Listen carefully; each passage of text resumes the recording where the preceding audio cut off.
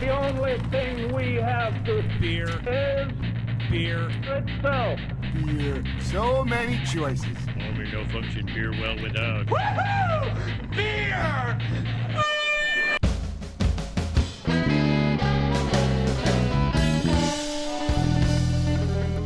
Hello and welcome to another episode of Beer Busters, where we're going to bring you the news and reviews of some wonderful brews. My name is Dan Baker, as always, joined by my co-host and brewologist, Steph Hefner, and our fermenter-tainer, Wayne Baker. Now today, we have somebody returning with us to the studio. Well, we're returning to the studio. This is the first time he's been on the show, and it's good to have you here with us. We have Mr.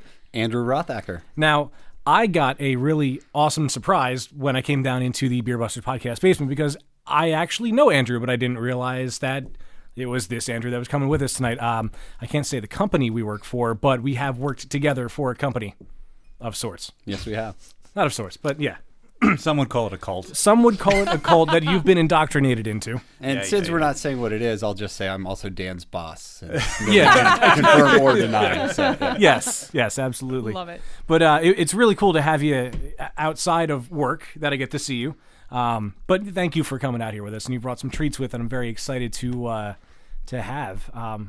Specifically, we are starting with, you poured us a sipping beer. What is it? It is from Moo Duck Brewery in Elizabethtown, Pennsylvania, and this is their Mistopheles Stout. So it is a chocolate stout brewed just there's cacao nibs in the secondary. So that's the only chocolate that's part of it, but it comes through pretty well. Yeah, so this is one of their flagships. It's not a super huge chocolate flavor. It's a nice subtle chocolate. It's very roasty too. Yeah. It is, yeah. It's in the back. And we will be recording at Moo Duck in May. So Yes, this we is will. a good preview for that trip. Yeah. I'm excited. I've had their beer before. I was at some event at Appalachian. I think it was like the Bacon and Beer Fest or something. But Moo Duck was there, and I had something in there that was really good. It might have actually been this, now that I think of it. Very cool people. Yeah, Mike they sat down seemed with it, me yeah. the first time I visited. I did an article, and both he and his wife are very welcoming, very hardworking, very passionate about what they're doing. So Good. wish them the best of luck. And they have a really cool logo. They do, yeah. Yes. Cartoon cow duck And he made their brew system out of 55-gallon drums, so it's pretty cool. Yeah, That's awesome. much homemade. Talk about a Franken system. Yeah. Hey, if it works, that's all that matters. This is what's coming That's out of right. it. It Yep. works fine. All right, well, we have more that we need to get to, so I'm going to get this show on the road.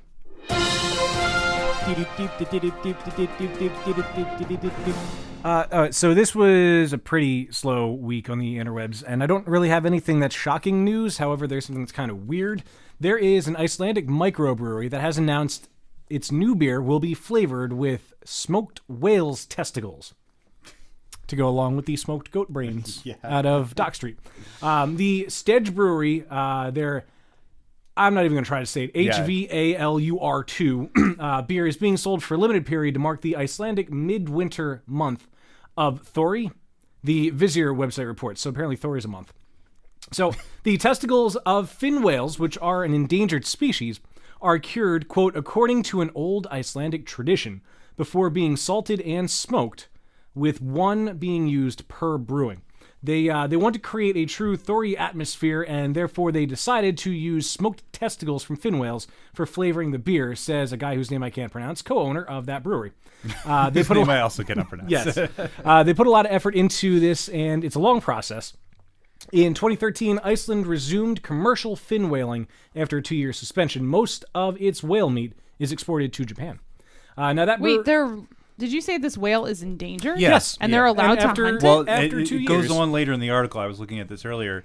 They had done one or two other beers in the past with other whale parts. Bones and intestines, I'm reading. Yep. And caused quite an uproar. Immoral and outrageous. And I believe that's why Yes. it's more in the news, not necessarily because it's an awesome beer idea, but Right. It's because very controversial. It is an Yep. extremely controversial thing. Although it goes on to say at the end that they claim they have all their permits and permissions in Yep. place. But if Yep. it's an Saw that. endangered species, like, does whatever organization determines what an endangered species is, can you write to them and say, I want a variance and hunt whales to make beer? I can't imagine that's a valid... Well, if they're going to use the whale meat to ship elsewhere, it's kind of like it's just making sure that every part gets used, I guess. Yeah, Not I that imagine. support whaling. And I Yeah, don't the want, whale's already... But how... I don't understand how the whale could be hunted for meat in the first place if it's endangered. Yeah. if it's endangered, yeah. And I mean, and like, I don't want to get all political, but it's probably the whaling industry has probably had some hand in sort of diluting the force of the endangered species designation there, and then this beer is just a side effect of that. I don't know. It's kind of weird. I think this is why the Mighty Ducks should play Iceland again for the World Championship to prove. Very that, nice. you know, Absolutely. that's a very good point. Yeah. I like your shirt, by the way.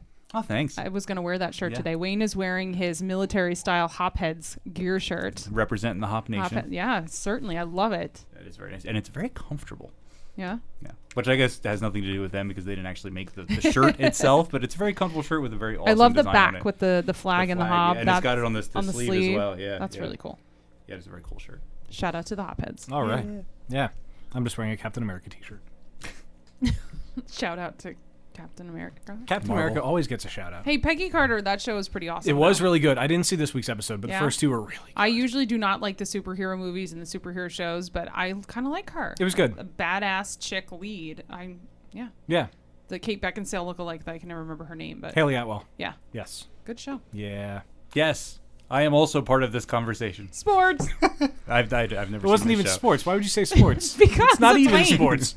So you know who should be included in this conversation, though, is Andrew. Andrew, thank you again for coming out today. yeah, if you want to see what I'm wearing, you'll have to go to the beerbusterspodcast.com and check out my Argyle sweater. There you go. It is very nice, Argyle It's a sweater. fine sweater. Yes. Where did Thanks, you get that sweater? Thanks for the plug. From my mother-in-law Fair enough. a couple of Christmases ago. Hey, Nice. she's got good taste.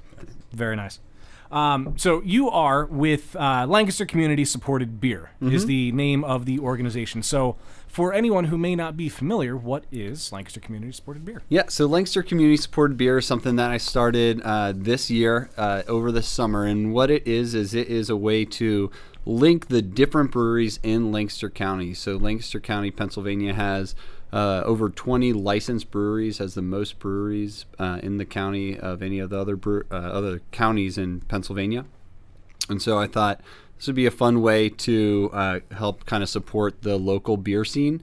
And what it is we follow the model of community-supported agriculture, in which our members buy a share at the beginning of the season. We run 2 seasons, and then what they receive in turn is a set of gift cards that they can use at those different breweries during their time of the share to get their growler filled. So they're able to go in, use that gift card for a growler fill or anything else in order to stay kosher with the state of Pennsylvania.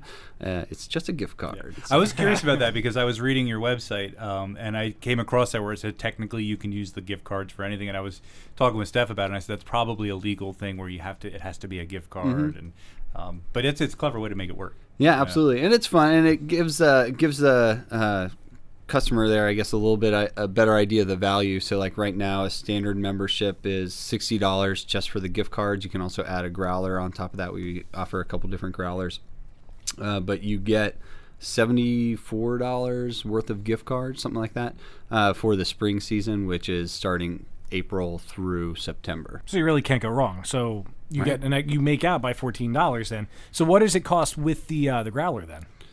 So with the growler, so if you want to do a standard 64-ounce glass growler, it's $65. So we try to throw in a super cheap and really nice growler, shows our logo on it. And then we also, a fun thing that we do is we change out what we call our premium growler every season. And so for the fall season, we have a nicer 2-liter flip-top growler. And then for the spring season, we have a stainless steel growler that we had one of the local artists in Lancaster do some fun artwork for that incorporated our logo. And so it's just like a really nice, lightweight stainless steel screw cap 64-ounce growler that you can do for an additional $30 on top of the gift cards. And that's the growler that we photographed you with. That's correct. Yeah, that's correct. So That's very cool. beyond just you can our see that logo, and Andrew's sweater at beerbusterspodcast.com. It has a robot eating a taco and a T-Rex. Yes, it and does. It's Wait, I can't see the T-Rex over is here. a Is the fun robot one. eating a T-Rex? Or the No, the okay, T-Rex T-Rex is is over there. there. No. Complete with short arms. Yeah, But yeah. if he grabs a beer, he can't drink it himself. So he's got to be pretty angry.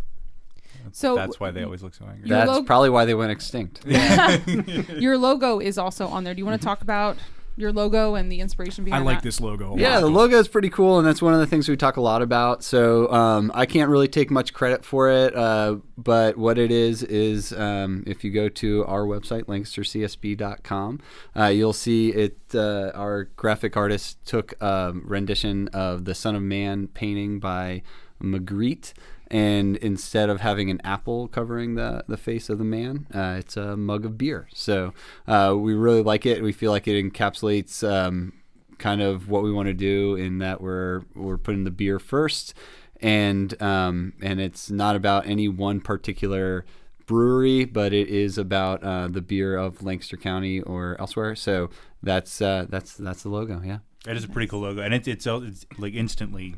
It's an instantly recognizable kind of logo. It's Yes, very it unique, is. and, Yeah. That works really well. So this is the first and only cross brewery membership program of its kind that So- we know of. Yeah, that you guys absolutely, know yeah. of. So Yep. how did you come up with this idea? What was the inspiration behind the whole concept? Yeah, so well, it started this year is when we really started thinking about doing something different. And over the winter, we had signed up for a CSA where we were getting like local organic vegetables that were like in season from different Lancaster County farms. Lancaster Farm Fresh Cooperative, if you want to check that out. And we were eating vegetables that we typically wouldn't have eaten, and they were just like coming consistently. We had already paid, so it felt like we were getting free groceries every week. And so we were enjoying that. And then while we were doing that, my cousin who lives in Chicago was getting married. And so we knew we had to go to Chicago for a wedding. So my first step for planning for that trip was to look up all the different local breweries around where he lived. And I realized as I was like mapping out the different breweries that I had never done that in Lancaster County where I live. And so I thought, you know what, I should do that. And then as I was kind of putting those two things together in my mind, I thought, oh, that would actually be a really cool thing to kind of put together here in Lancaster.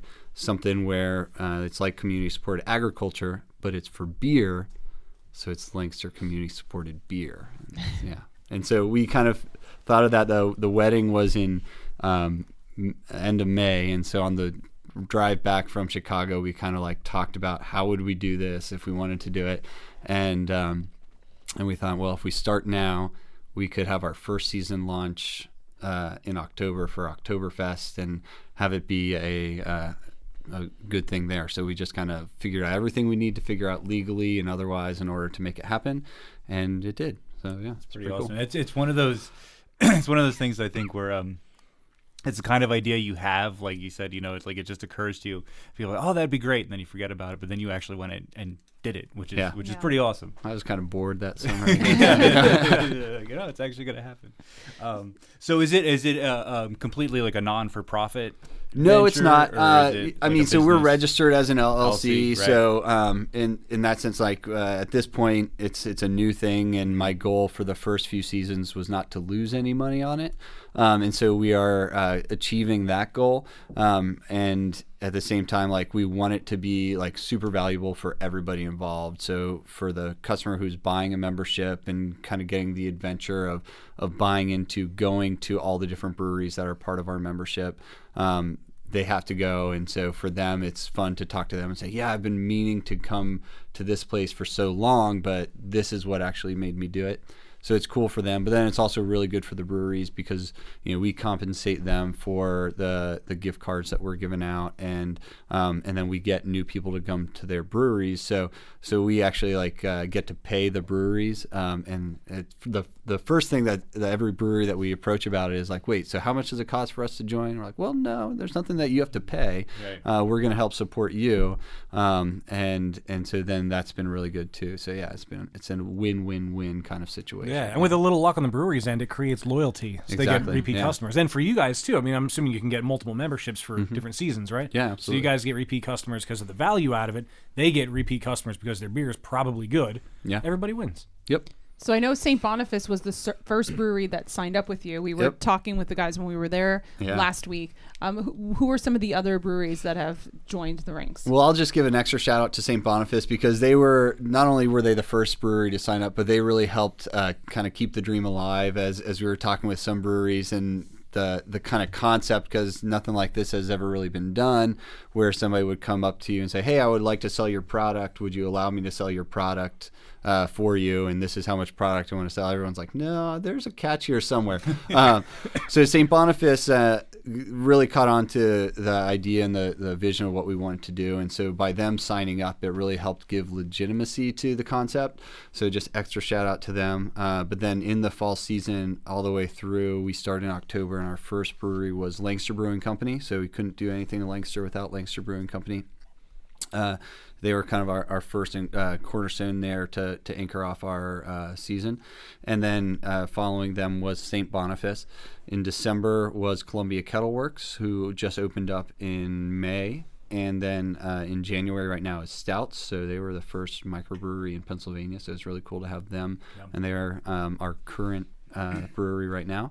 In February is going to be Whacker Brewing. And then in March, it's Moo Duck Brewery. So what we're drinking right now. Yeah. Awesome. Yeah. It's a good variety of breweries too. Yeah, it was our goal to have a mix of like big breweries, small breweries, brand new breweries. Like when we had first started out,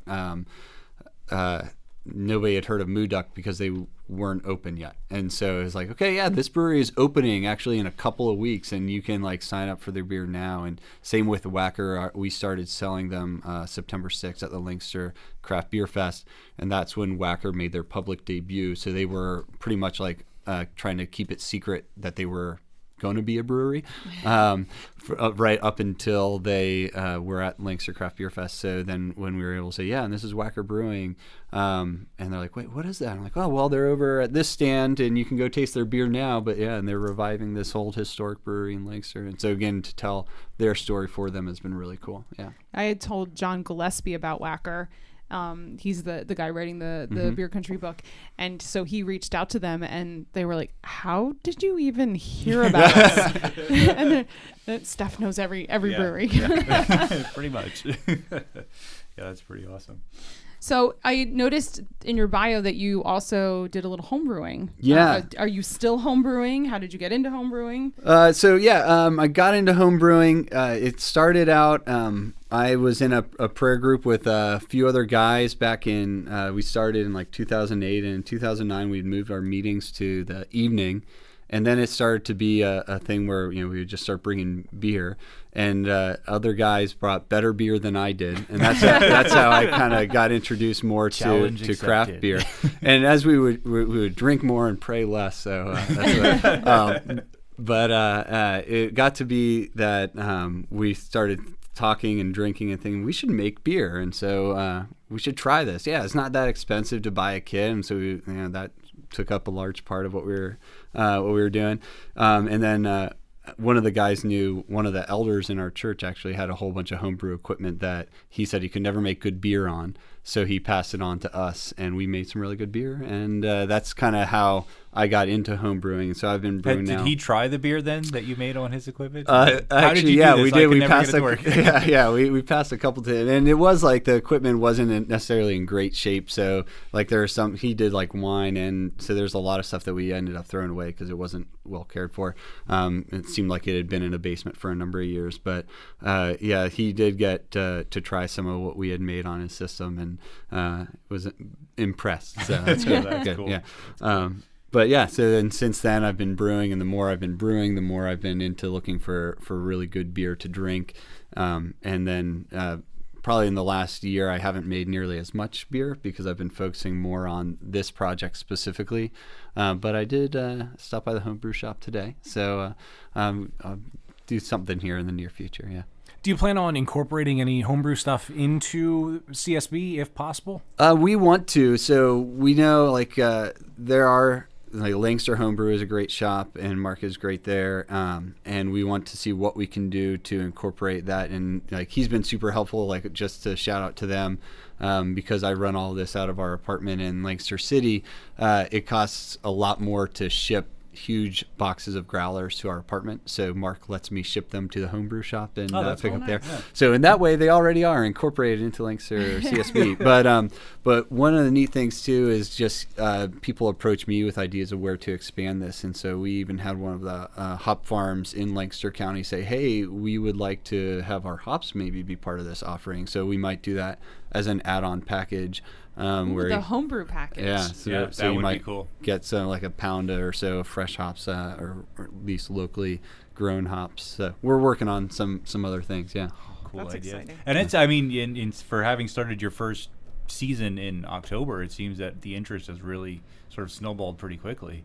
yeah. That's pretty cool. Yeah, it's been neat to see the interest and where people are eager to help out and that kind of thing. So yeah, we've been really pleased with it so far. Awesome. And congratulations. I understand there is a family brewing. Yes, that's right. Yeah. So so What's in your mash tun? the t-shirts with So my wife is with child, Oh. or as they say, in the family way. in the family way. Yeah. Congratulations. So beginning of June, we're expecting a new one. So that's cool. Oh, that's great. Congratulations. Thanks. Do you know the gender, boy, girl? It's a girl. It's a girl? Oh, Yep. are you going to teach her to brew? Probably boots. teach her to do a lot of things. So, yeah. Good. Yeah, I've come from an eclectic interest, so I'm sure she'll learn how to do a lot of Yeah, things. I saw there's a lot of moped things. repair. You're into craft coffee. Yeah, you wrote for absolutely. a local interest magazine. You are quite a renaissance man here. Yeah, a little bit. I mean, that's until like I found a good thing to do with my spare time. But yeah, so it started out. I always grew up. My parents always had like a vegetable garden, so when we bought a house, we definitely did that. And as I began gardening more and doing that kind of stuff, I like to do more like canning and pickling, and then you kind of like, oh wow, it is fun to do other things with fermentation and making yogurt or anything else. So getting into some of those things, and then that's kind of like a little side thing. I started blogging for Fig magazine out of Lancaster, and they have a couple other locations under the moniker of Hipster House Husband,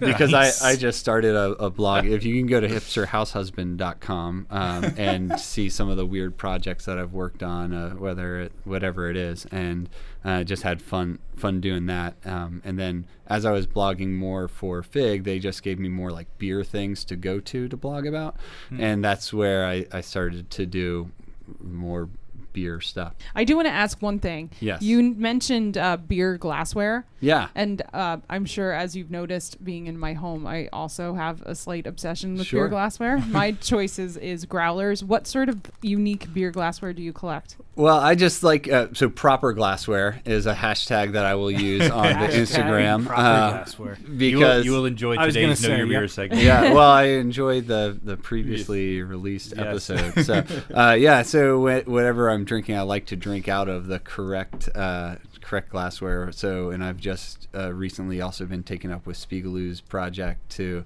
do beer style specific glasses, the IPA glass and the stout glass and that kind of stuff. So have a lot of those and a lot of other things taking up space in our cabinet, and whatever it is that we're drinking, finding what the best thing. And then recently I acquired a couple of wooden tankards just to be a little Yeah, bit you were more showing the historic. picture of that before we That's started. awesome. Yeah, so that's just pretty it's a cool. fun thing to drink out of, and I feel like a Viking. So There you Nothing wrong with go. that. So So beer I in the should- one hand and like a turkey leg in the That's other. it. Yeah. I always I should loved probably- about the Renaissance Fair. You get the liter mug of beer and the turkey leg, and Yeah. get like the dark stout beer, and walk around and feel like a dwarf.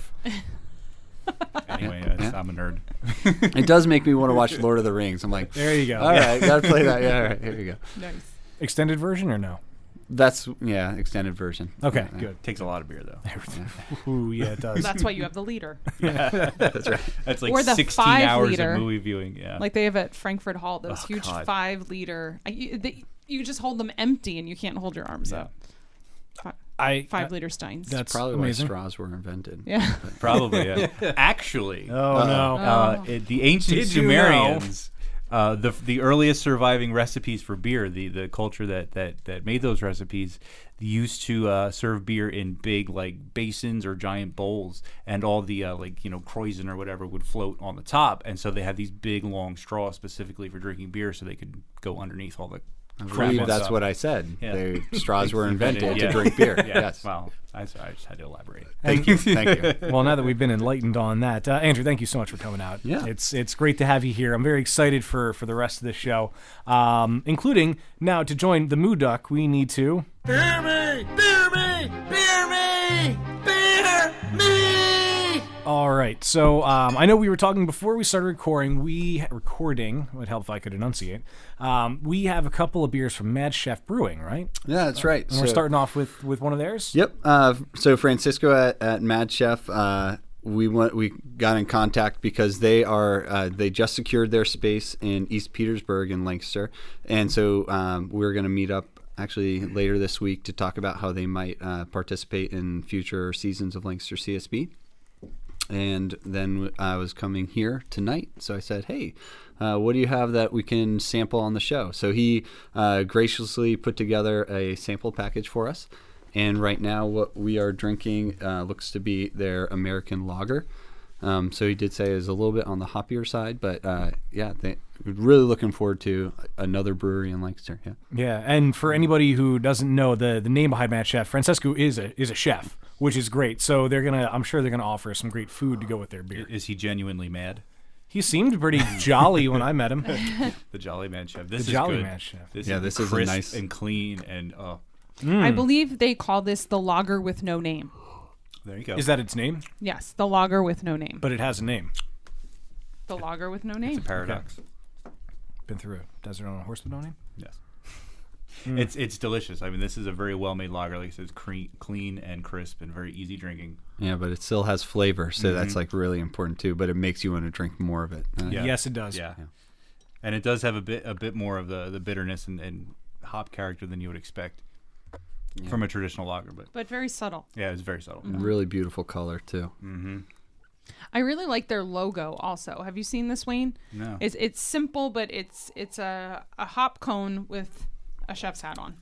What's the correct really word for a chef's hat? Is it like a toque? TOQUE. This is a really good beer, and the only word that I can really think of to use is what you've already said, Wayne. Not that I'm copying or anything, but crisp, very, very crisp. Yeah. Light and crisp. Well, there's another word, but I like it a lot. What's the ABV on this? Do we know? Don't know. Okay, Don't know. Yeah. So mystery. yeah, he put these. It was a last minute thing, but he wanted to be able to share these with us. That's great. So you'll have to go to Mad Chef Brewing when they open in May or June of Which I this plan on year doing anyway. and find out then. Yeah. That's great. Yes, remember to ask. Say So- the Beer Buster sent you. Yeah, Yeah, that's right. the lager with no name with no ABV that we know of.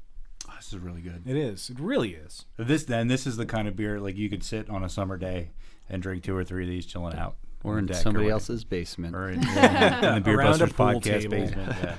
This is really good. What's I really cool like about Francisco is when we first met him at the fest, he had some really crazy, outlandish, tasty beers. But it's nice to know that he also is perfecting those simple, Right. clean The basic beers standard ones. and basic standard ones. That it's not all Yeah. crazy 'Cause beers. You can do as many of the crazy ones as you like, but these are the ones that, like, this is what, to me, defines you as a brewer. You can throw in Right. the whale's testicles and goat brains, but if you can't do a basic lager, a Yeah, basic log- IPA, you're not a good brewer. Lager is still the #1 most popular beer style in America. So it's a plus if you can brew a really amazing lager.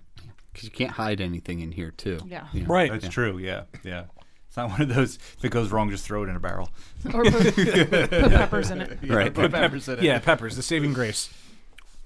So we have another one from Mad Chef then, too. Is it, what is it, the ESB? This Is that what I saw? ESB, yes. Okay. It is the ESB. Yep. I really like the color of this beer.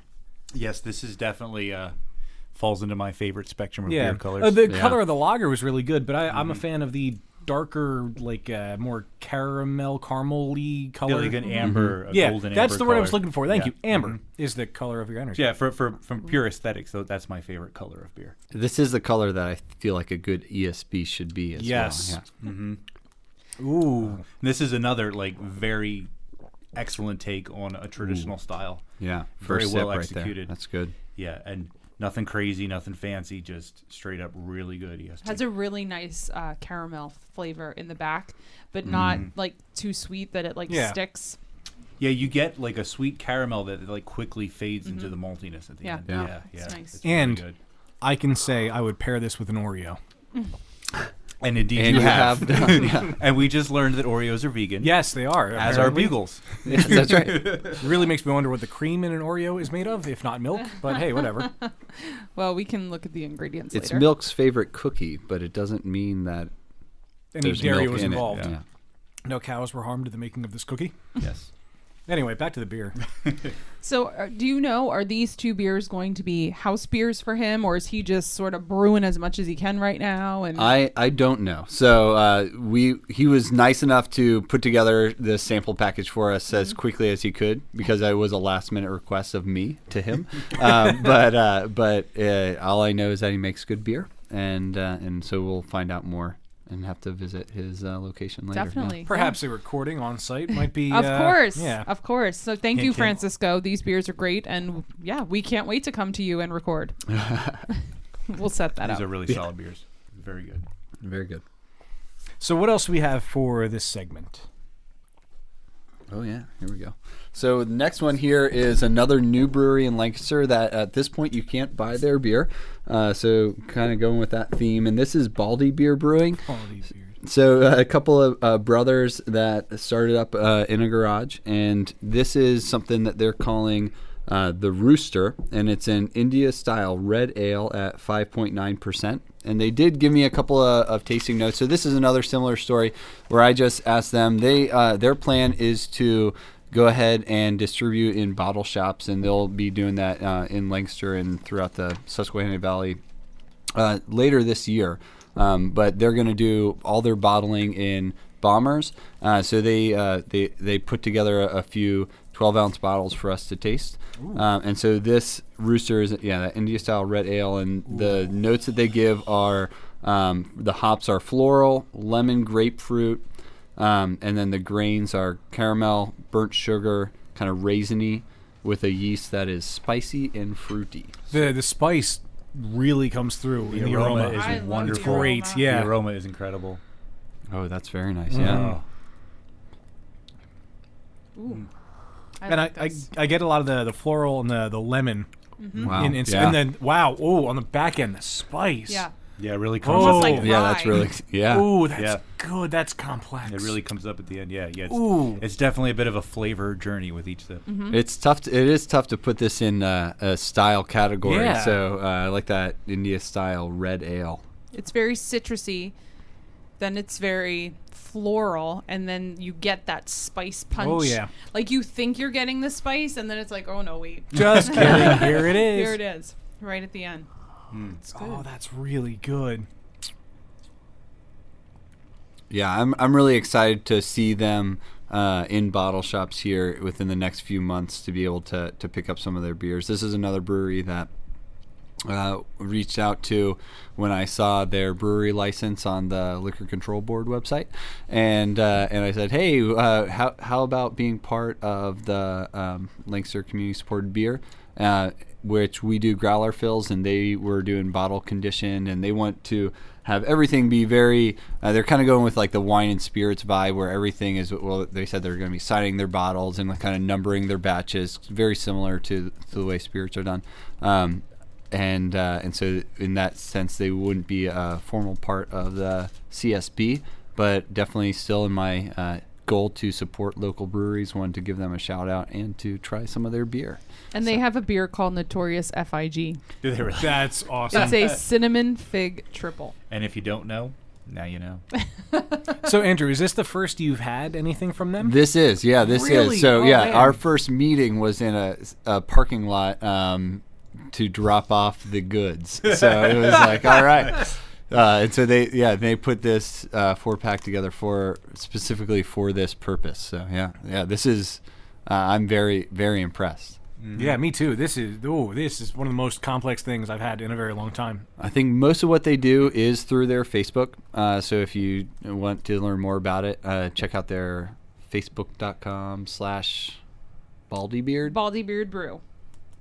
There you go. And just on the 11th, they posted pictures of them bottling this beer with the labels. It says, There you first go. official batch of the Rooster coming soon to a taste bud near you. That was Well, if you can our find taste it, bud. That was Yes. ours. Yep. yeah, if you can find My this, taste buds are have very it. appreciative. Yeah. We hope your auditory taste buds are appreciative as well. Those listening. Nice. We need to get a hold of these guys too. Yeah. Yeah, my goal was to create the future episodes of Beerbusters yes. with the beers that I was bringing tonight. So Always a good thing. Yes. Oh man, that was so Yep. good. I mean, all of those three were very good. But now that we have a little bit of booze in us, Wayne, I believe you are up. Oh, I gotta do something. I just want to keep drinking this beer. I mean, me too. But we have people No. that depend on this. Yes, cue the music, maestro. Which one? 1, 2, or 3? One. That one. I like it. That's I my can go with favorite. it. Okay. Welcome, denizens of the podcastiverse, to your go-to source for the very best in beer education and fermentertainment, the pillar of sophistication and intellectual stimulation that we call Happy Fun Time Games. Our game today brings tears and cheers as I mash the mental gears of my peers in years of beers. And in honor of our guest, Andrew, today, the theme is Lancaster County breweries. All right. Brewing in Lancaster County grew from the back rooms of inns in the early 1700s into a thriving industry. By 1810, the county accounted for 7% of all the beer brewed in the U.S. Before Prohibition, the county's breweries produced some 200,000 barrels of beer annually, and in 1868, the Daily Intelligencer newspaper proclaimed, Lancaster in America occupies the same position that Munich does in Germany in regards to the brewing industry. So, pretty good pedigree for Lancaster County there. With the rise of craft beer over the last few decades, Lancaster has again secured its place in the ranks of great beer spots. And I've chosen a few of the many breweries that help make that happen, and your job is to guess the year in which they were founded. Whoever gets the closest gets those oh so precious points and bonuses if you get the beer, or the year of the beer exactly correct. And we are going to begin, as always, in family tradition to my left, with Dan. And can you tell me what year was Booby's Brewery founded? Oh, God, they told us when we were there. Oh, come on. They'll teach us not to listen to our own episodes. Yep. I even listened to it like twice when I edited. Oh, God. What year was Booby's?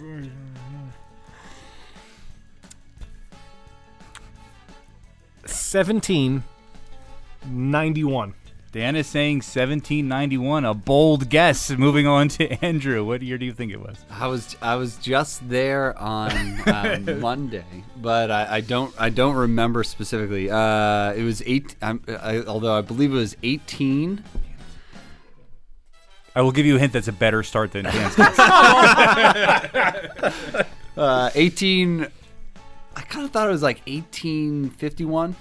1851? I'll say 1851. All right, going with 1851. Sorry, Brad. I wasn't paying attention. Probably yelling at Dan and Steph too. Steph.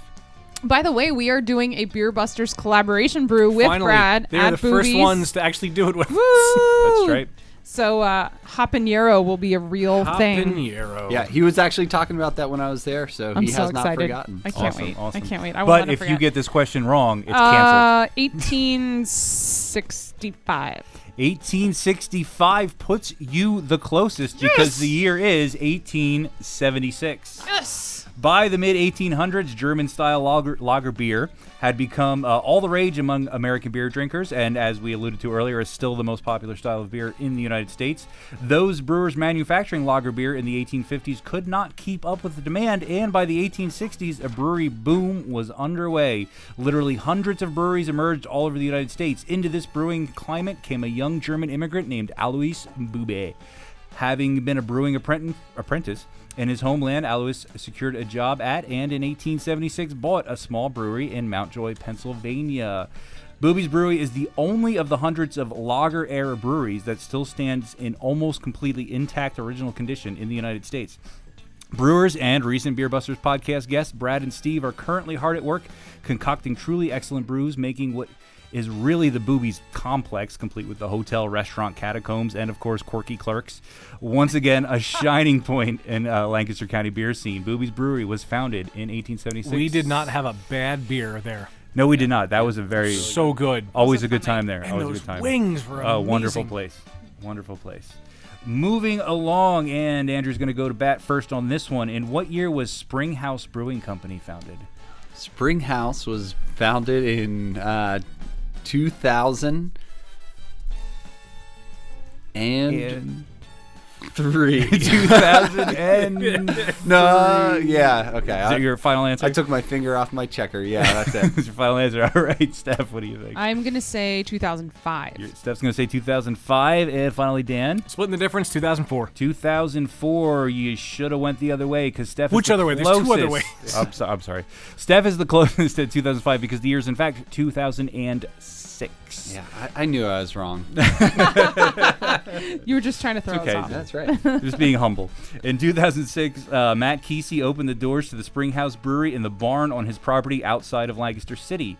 It didn't take long to realize he would soon outgrow that location. Down at the brewery, I actually had a tasting room going, and my house was just getting swamped with cars and people, Kesey said.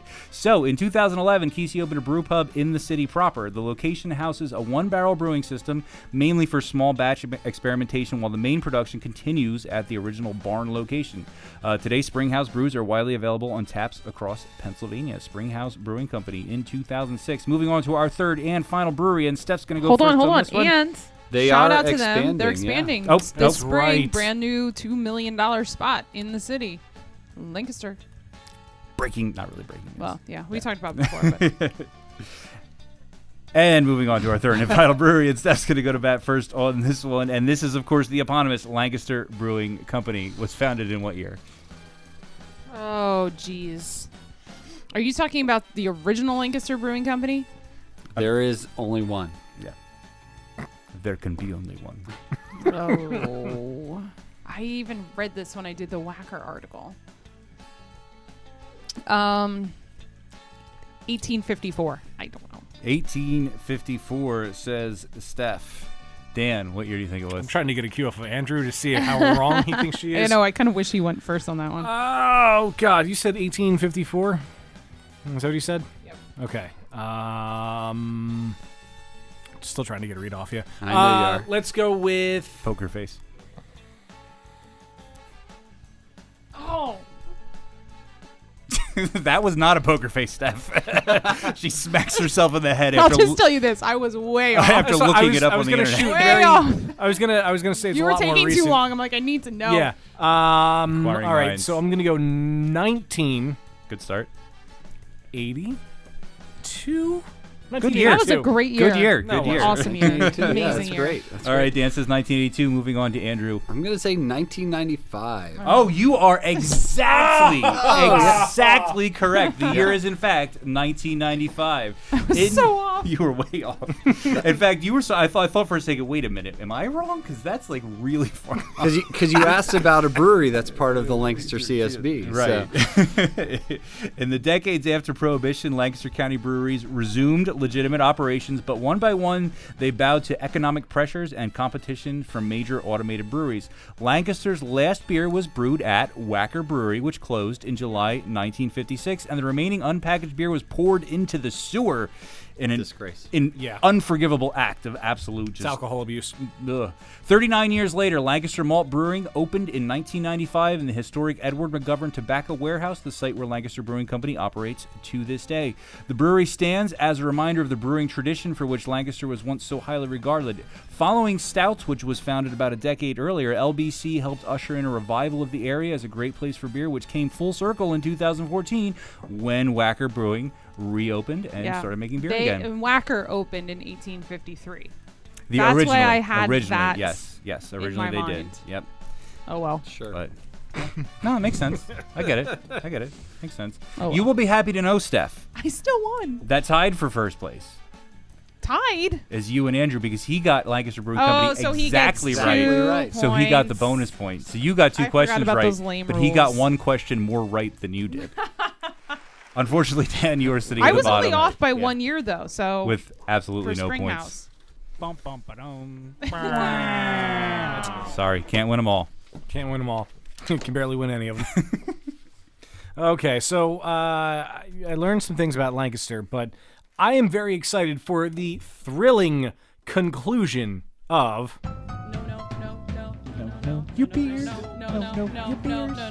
Know your beers. It's not the last time we're doing it, but it's the conclusion to... I was gonna say. To be more sorry, Dan. specific. It's not the conclusion of this segment. It's just the conclusion of this Series? The series of this There you segment. So, as Dan alluded to, back in episodes 47 and 48, we talked about the importance of choosing the proper glassware for your beer.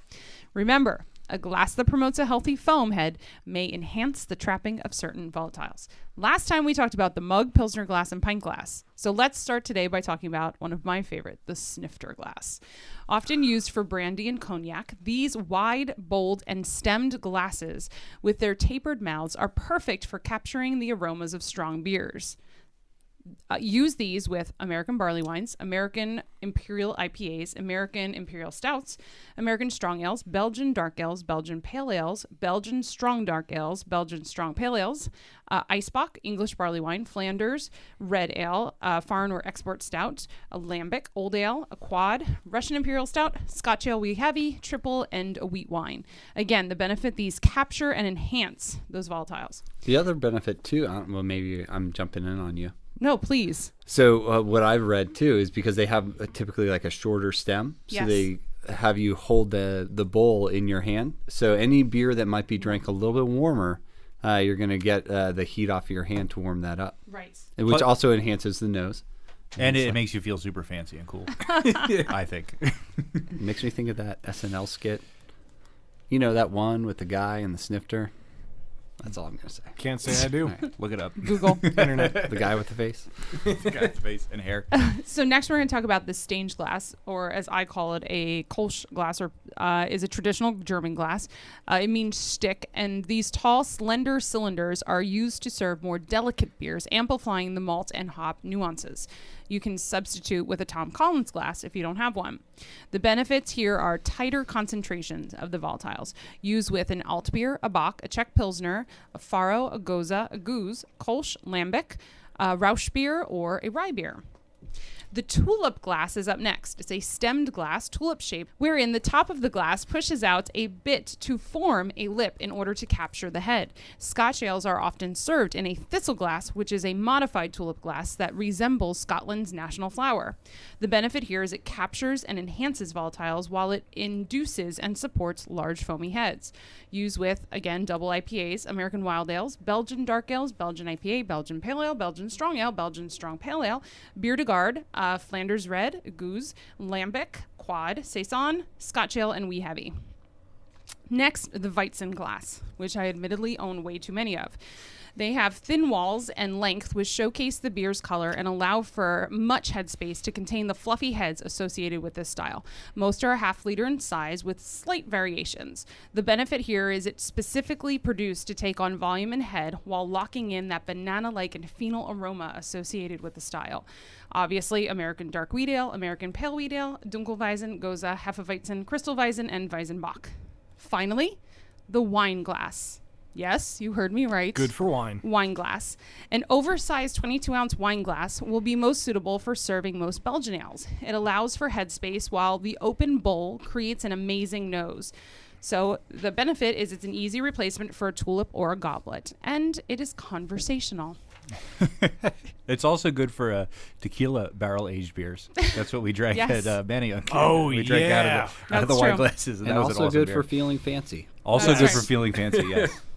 Use with these beer styles go well with a wine glass: American Black Ale, American Double IPA, Double Imperial Stout, Wild Ale, Belgian Dark Ale, Belgian IPA, Belgian Pale Ale, Belgian Strong Ale, Belgian Strong Pale Ale, Bier de Garde, Braggot, Belgian, Eisbock, etc. English Barley Wine, Old Ale, Saison, and Wheat Wine. So remember, always drink your beer in the proper glassware, because a properly served beer is a better beer. And please, please, please, please, never chill your glassware. And decline if you are served in a frosted glass. As the beer hits the frosted glass, condensation will occur and dilute your beer, while at the same time alter the serving temperature. Finally, hand wash all of your glasses. I know I don't always do this either, but some dishwashers will leave a residue, which may affect the head retention as well as the flavor and aroma. Use a mild dishwashing soap and even consider having a separate sponge for your glassware. Let them air dry, don't hand dry them, because the towel might leave dust particles, which will affect the head retention. Thank you again to our friends for Beer Advocate for providing this awesome information, and hashtag proper glassware. Octothorpe. I think it's important to, like, when you know the principles behind, like, okay, so this style or if this shape helps promote head retention or even aroma. Then when you're at that party where you need to find the proper glassware for your beer, you can use those principles to look through somebody else's cupboard and find something that's more proper, and then get weird looks the rest of the night. Yes, exactly. Try to make it an educational or a teaching moment. Try not to be a douchebag about it. But Yeah, that's always good advice. Don't be a d-bag. Don't be a d-bag. you know, when your good friends know that you're a beer nerd and you learn way too much about beer, I think you can get to the point where you're comfortable and say, "Do you mind if I just drink out of get a better glass, not a frosted glass?" And I also think knowing why certain glassware is used for different styles of beer also helps you learn about those styles of beer, because they're promoting, what it is about those beers that should shine in that style. Absolutely. Yes. But what do you recommend in a red Solo cup? Water. Keystone? I don't think that would ever be recommended, ever. Well, I am very excited for what we have left, but I have to do this again. Beer me! Beer me! Beer me! Beer me! So we have 2 beers left, Yes. correct? I am very excited for this next one, and I know Steph 'Cause you is took forever to open it? Super excited It's not for the last one. Oh. Well, I wasn't going to take the cap off. I just cut the wax so you could... Well, I can't, so you're going to do it. Well, in the meantime, while waiting for that, yes. So this is my contribution to the beer lineup tonight. For those that, yes, good job. Yay. For those that follow my articles about my beer ventures across the land, I recently visited Kane Brewing and Carton Brewing in Jersey, and I picked up this beer from Carton Brewing. And the reason I bought this beer is because it was in a growler, but the growler is capped and waxed. So it's the best of both worlds. I got a growler to add to my ever-growing collection, and I didn't have to drink it right away because it was capped. So this is Shipwreck Porter. It is 10% ABV, 26 IBU, barrel-aged porter. It's aged in Brinley rum oak barrels, which come from St. Kitts. And the rum is integrated... It has integrated its spice into the wood that they aged the beer in. So they say that this beer ends up being reminiscent of a Bananas Foster. Ooh. You can't go wrong. So they started with a base of deep malts with notes of coffee and chocolate, and then enhanced them with a little local wildflower honey. So we'll see what. Wow. That's a... I would drink this out of a snifter. Yes. This definitely should go in a sniff. I feel like instead of tasting glasses, I should have lived up to the Know Your Beer segment and actually brought down some proper glassware. It's okay. I'm just sitting over here judging you. I was going to say, you guys didn't have to say anything. It's a podcast. Nobody can see us. Unfortunately, I don't. Well, I have. Okay, I probably do have. I have More a lot than of You likely. snifters. I do definitely have a have lot 4. of stuff. I know you have. Wow. Probably have 7. Broken them out on more than one occasion. Yeah. So I have 4 blank ones, and then I have one from Monks in Abiquiu. We got Brewery at Hershey. High Brewery at Hershey. I have a Hijinks one. Smaller craft tastings one. Yeah. So I have at least 4, 8, 9. And Anyway. here we are. Anyway. This tasting glass, though, makes it taste really good. And we have been letting it. It's still a little cool, but little we bit, have been letting yeah. it sit out for over 2 hours now. And you can definitely tell that. I mean, it tastes like it, Wow. The higher serving temperature has definitely brought out more character. Yeah, I'm getting the woodiness of the barrels. I'm getting the rum. It's all in there. Yeah. Yeah, I'm not getting Nice, Bananas creamy. Foster, though. a little bit. I'm not. A little caramely, banana-y slightness. Probably one of those things where if you hadn't said it, I never would have said that. But since you put it in my head, This is I do nice. taste it. Yeah. It is really good. It's a really hot beer. Besides the fact that it's cool, like the heat from the alcohol in it, the rum definitely comes. You know through. what? Honestly, it's not as hot as I was expecting Yeah, it to be. I was actually going to say I didn't think it was overly hot. Well, compared to everything else we've had tonight, Well, but yeah, that's true. but compared to the tequila beer, nowhere Yeah, near that. yeah. But this is definitely it's definitely mellow enough. I don't like when beers are really harsh with the alcohol. Right. And this is definitely mellowed nicely. This would be great if you're like smoking a pipe, like, or a cigar. Yeah. I feel like that the roastiness Yes. would Yeah. just be brought out even more. Or even just sitting by a fire with the smoke blowing in your Yeah, face. yeah. I would But it try it has- with a cigar. It has, yeah. I think it would go well with a cigar. it definitely also has a bit of a chocolatey sweetness in it as well. And I get the coffee a lot in the aftertaste. Yeah, and I think that comes out for me a little more than the roastiness, the bitter coffee, coffees, which I and love. touch of sweet. But this is really good. And it does not Delicious. taste like 10%. Nope. It does not. And Yeah, they- I think and I they poured you put guys some honey pretty in big this? samples there. Yes. Local wildflower honey. You get it in the aroma, I think, a little bit. Yeah, Yeah. definitely. Yeah, I kind of get it. I get it. You've been saying get that it, all man. your life. Yeah, I know. I get it. Kind of get it. I get it. I think I know what's going on. Ooh. Ooh. Mad Chef Brewing just tweeted at us and said that glad you enjoyed them. South of the Border Porter will be ready very soon. Ooh. And by the way, St. Boniface is currently having a listening party. Are they really? That's what I was trying That's to... cool. I didn't want to... It was in the middle of the game. They posted a picture. That's really cool. How awesome is that? So we've got one beer left, and Steph is smiling ear to ear with this one. Steph, what are we about to drink? Well, when I emailed Andrew to get some bio info and to talk about beers, he had alluded to the fact that he was going to bring some sort of chili beer from a Lancaster brewery that you can't just get anywhere, but that's all he would tell me. So of course, all week I've been like going through my head like, I wonder what it is. I wonder what it is. I wonder what it is. So here it is. I guess I'll let you. Yes, Yeah, Andrew, so introduce. Fetish Brewing or Fetish Artisanal Ales is an awesome brewery in Lancaster County, and they operate a little bit differently than your typical brewery. So they also engage the CSA model where they do have members that get access to their beers, and they've only recently been able to expand and have some of their beers available at bottle shops, but not this beer. And this is their Ghost Pepper Fetish. And so this is a 6.5% ABV chocolate chili stout. And it is one of their flagship beers. In fact, this, I believe, is the beer that got their brewery going. So their brewer, whose name I think is also Mike, I don't know, or John. This seems to be the two brewer names. Brewer type names, yeah. Offered this beer to some friends, and once they had it, they said, "We're going to start a brewery with you," and that's when they began. So Mike Simpson, sure. perhaps. And Yes. you definitely get the chili off of the nose right away. Yeah, you do. And then when you take the sip, it doesn't hit you right up front. It's there in the all back. aftertaste. It's all in the back. Ooh, well, the heat especially is. The heat is in the back. Oh, Oh yeah, that's nice. it is good. And it's not real heavy like you would expect a stout, but I think that heat lightens it up. It does at the end. Ooh. Yeah. And you get the chili flavor. Yeah. The chilies live up to the dark malts, which I was a little worried when I saw that it was a stout. I was wondering if it could live up, and it's just, I mean, I'm not getting, it's not like my eyes aren't watering now to my friend Vicky, she'd say this would burn my face off, but you get that nice warmth Yeah. in the back of That's your really throat nice. as it Yeah. goes down. Yeah. This is good. It's probably just on the edge of what's a bit too much for me. Really? Because I don't have a high tolerance. On the good for side this or spice. on the too much side? on the too much heat? Like it's right there.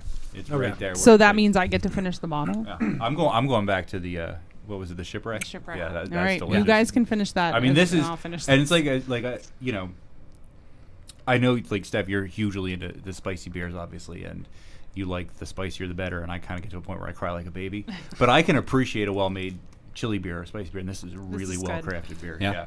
You get the roasted malts. You get a bit of this. I don't want to say it's bitter chocolate, but I don't want to say it's sweet. It's like semi-sweet chocolate. Yeah, it is kind And of then like you a get middling. Yeah. the pepper flavor, and then like you said, then oh yeah, there it is, and you feel Yeah. the heat because The more you drink, the spicier it gets. Yeah. Yeah. So Fetish is definitely a brewery to check out if you are in the Lancaster area and you're trying to get some unique beers. Most of what they do is on Facebook, so check them out on Facebook. And then I believe they do have a few memberships still available, so they cap it real small because they're trying to stay real limited. But if you want to, I think it's like info@fetishbrewing.com or something like that. You can check them out. And yeah, they're doing some really cool things just in the world of beer, and they're keeping it small, keeping it local, and trying to be more community oriented that way. So they've got that whole exclusivity thing going for them. So Nice. it's really cool. And they're really cool people too. So Okay, we have a whole list of people we now need to recruit to be on our show. Mission accomplished. Yes. Right. I say we just get a hotel in Lancaster for like a month and just record it at every Lancaster brewery. A month? For a month. Or rent an apartment for like a month. We'll just stay at their place. A beer buster. Yeah.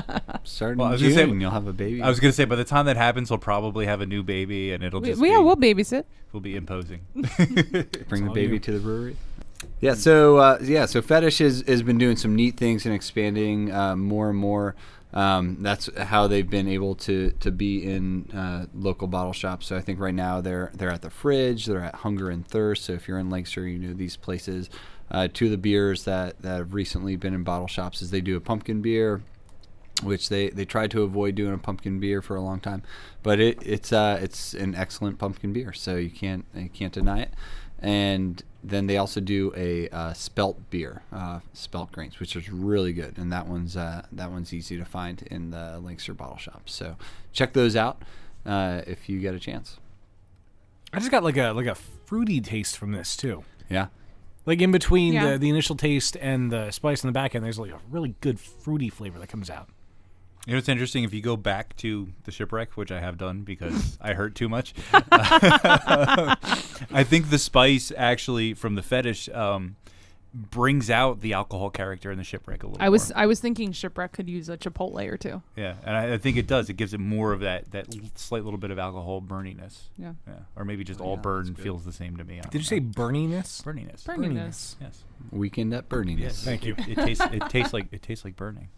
So dare I ask, Well, you know what my favorite was. Yeah. No question. Wayne, gun to your head, so we know Steph's. No, what are the favorites? So Steph, you're going for For sure. Of course. This is amazing. Of course. beer. So well made. For a sipping beer, definitely the Shipwreck. For a more easy drinking beer, I'm gonna have to say the Mad Chef ESB. Ooh, okay. Yeah. Andrew, If I was going to say, like, true to style, Mad Chef, absolutely. The lager was great. The ESP was just right there. If I want to say, like, surprise, amazing flavor, I'm going to go with the Rooster from Baldy Beer. Yeah. yeah, Rooster was good. I might actually have to go with probably the ESP also from Mad Chef. So you come to snuff the rooster. I have. I was thinking that earlier, and I was debating if I wanted to say it. The Rooster is awesome to drink. Like if you're out at a bar having a burger or it's food, but you want something that's yeah, going to that be would go good with the interesting and burger. live up to the meal. Yeah, that's a beer that I could go to and drink a It lot was of. such a heavy, complex flavor that I've never had anything like But that the beer before. itself was so light, which is nice. It was, yeah. Yeah. Yeah, I don't want to make it sound like heavy, like the beer was heavy, but no, it was the flavor was so much there. It was an entire flavor journey, more or less, and it was awesome. Heavy in the Marty McFly sense of the word. Yeah, And, and to heavy, think Doc. that they're just getting started. Like, Yeah. that's a Yeah. really cool thing. Great Scott indeed. Is that from Rocky Horror? Oh, come on. Are you serious? What is it from? Did you really just say that? I don't. And it's 2015, and you're asking where did that come from? It's like every other Facebook post. What is it from? Back to the Future. Oh, it's Marty. No, the guy Doc. with the Doc. Yeah, with the gray hair. The guy with the Guy with the hair. Oh my God. Seriously? Emmett Brown. Are we really related? You took I all don't the think nerd these genes. things happen in genes. No. Well, they say that in Rocky Horror too. Actually, you're right. That's true. Great Scott. Great Scott. That's It's as true. if we're I did glued not to the copyright. spot. My veals. I can't move my veals. Oh my. That's No. frightening. Yeah, so Fetish says that this is their member love it or hate it. So, you know, they do every month their members get a 4-pack of their bottles, which are, I think they're 500 milliliter bottles. And this is the beer that some people trade out for a different beer. But I'm a lover. I don't know if I could do more than a tasting glass of it. Good. Yeah, so more for you. Yeah. No, I like the flavor of it. Don't get me wrong, but I have to stop at some point with it. I love spicy things. I love hot wings and everything, but spicy beer, I can't do too much of it. I've been trying to think about that. How people can say they love spicy food, but then spicy beer. But I'm thinking like the liquid is usually what you go to for the relief from the spice of the food. So when your liquid is in itself spicy, is maybe that's why a lot of be. people. I don't know. I do feel, and I'm not a huge fan of like really spicy food either. But with spicy beers, I get a bit of like a heartburny burn, more so than I do with like spicy food. So eat some Just warms Tums. you up all over. Yeah, right? Yeah. Sorry. Old age, Wayne. I'll go Old stand age. in the corner. I This half of appreciate- the table is right. That's right. Your half is wrong. We know more than you know. Andrew, I really appreciate that you sought out a chili beer just for me. And it's delicious. Home run. Excellent. I'm glad I could win. I was a little nervous because I was like, oh, he's like kind of teased me with this amazing beer. I was like, what if I don't like it? But I love it. It's really, really good. Excellent. I'm a fan to an extent. But I can't thank you enough for bringing all the beers that you brought with you. A little taste of Lancaster. Yes. That's right. Yes. Lancaster County is more than just Amish people. Yes, and Shady Maple. Absolutely, yeah. Can't forget Shady Maple. It's more shady than it is maple. That's true. The Amish Mafia, what? Oh, man. Well, so if people want to get information on Lancaster CSB, you said earlier lancastercsb.com, right? Yep. Is there social media or? Yeah, so we are on Facebook, we're on Twitter, we are on Instagram. If I knew what Tumblr really was, I might be there too. Loads of but porn, so stay far away. Oh, hashtag beer porn. That's it. not Yeah, that kind of porn. No, Unfortunately. no. Yeah, and we are accepting membership at this point for our spring 2015 season. And so we are about halfway full for our spring 2015 membership. So if you are in the Lancaster area and you want to check out some of the local breweries there and be committed to visiting all of our participating breweries, it's a great way to join and then also get a really great value out of it. And also a good growler. So whether you go for the regular 64 ounce or the awesome stainless steel growler, which is a limited edition, then go for it. Check us out on lancastercsb.com. And for memberships starting off at what was it, $60, right? $60, For starting yeah. off at $60, you can't beat that. You get $74 in gift cards, and then it's $65 to get the growler, right? The So one you're growler. still saving money. Yep. It makes no sense not to do it if you're going to go to these places anyway. Yeah. So how many memberships do you sell? So we just in contract with our breweries, we wanted to make sure we weren't overextending what they could brew, as we do have a lot of small breweries. So 250 members is what we have, because with 250 growler fills, we figured that makes about 4 barrels of beer. So we did all that math. And so we wanted to make sure that we could not take too many batches of beer from a single brewery, but at the same time they're making money either way, and then you're saving money as a member. So it's really cool. And then we also do member events, and we're looking to do more of those in the future.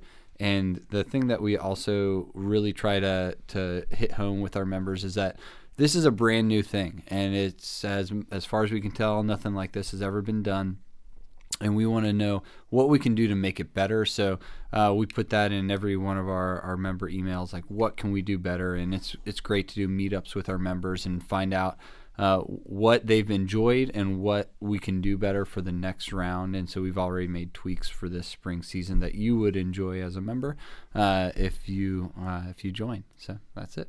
Very cool. Very cool. Nice. It's a value that can't really be beat. And if I got to the Lancaster area more often, I would absolutely be a member.